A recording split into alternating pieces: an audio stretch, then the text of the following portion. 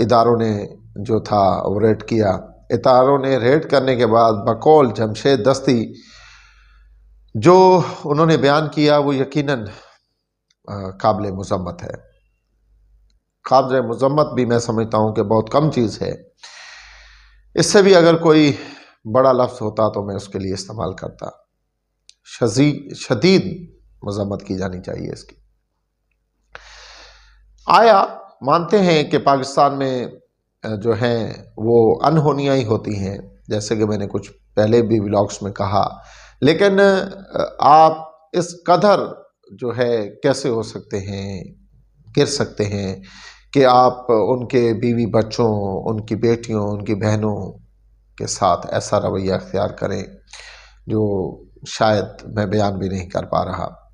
اور یہ انتہائی افسوس کا مقام ہے کہ لوگ